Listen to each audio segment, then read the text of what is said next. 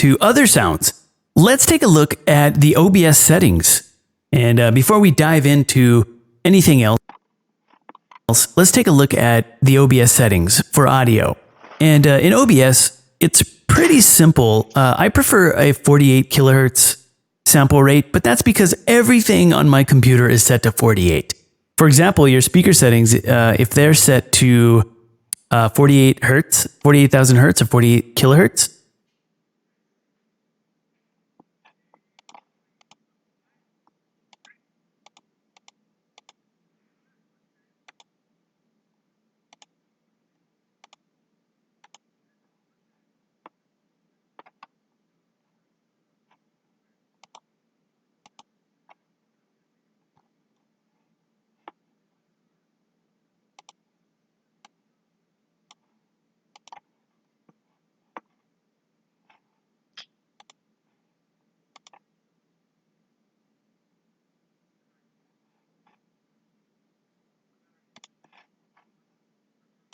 then you should stick with 48 as well. And that's what I do here. My speakers are set at 24-bit 48 hertz, and that's how the sound is coming out of my speakers. The levels on your speakers, for me, this setting right here is just the power that goes out to my headset and to my speakers. This does not affect what the stream hears for me. And my desktop audio device are the speakers. Those are the ones I was just looking at. Those are my default output. So I just manually select my default output. I like to specify because I know that's my main output. So I just select that. And then I select my mic here, which is that Focusrite. That's what my microphone is plugged into. So I select that. For you, it might be your USB mic, or it might be, whatever input your microphone is going into. You got to select that there. So sometimes when I'm playing music, I may be playing like Monstercat through a web browser, or maybe I'm playing YouTube music or SoundCloud or whatever playlist you want to play. There's so many different kinds. There's even a pretty cool music player that I really like called Fubar. And you'll see a lot of people are using this. If you like to play from your own playlist, I'm just going to use this as an example. Let's say that I've got some music that I want to play in the background, and I want to get the audio levels just right. And here I'm just going to play some music that sometimes I play like when I'm starting the stream. Maybe I'm going to do like a countdown on OBS, and I want some really like super epic music to be playing. And here you can see that my levels are pretty low here in Fubar, and the volume goes up about halfway. So when I talk into the microphone, the levels are, higher than the music. If you really want people to hear you talking and you just want a very low music in the background, then I'll bring the music levels down even more. So you can see the audio levels are less than half, more like about a quarter of the way over. If your music levels are like way up here, like about half or more, that's probably too high. The music is going to be really, really loud, and people won't be able to hear your voice. So if you're streaming music from the internet, I'm just going to go here to Monstercat, for example. And so I'm on twitch.tv, and take a look at this. It's got to be really, really low. People can still hear it, but I literally just go over like 2 clicks over, like maybe 3. And you can see the audio level is about right here. It's about a quarter of the way. And so the audio is just, people can still hear the audio, but your voice is much stronger, and the video games sounds will come through much stronger. So you can fix your levels how you think they should be according to your stream.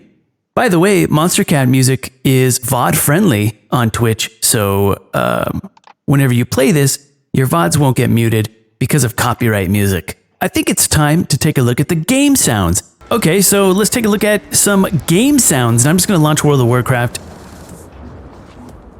So now let's take a look at the sound settings. And this is how I do my sound settings. You can do yours differently, of course, depending on how you want your stream to sound. But let's just talk.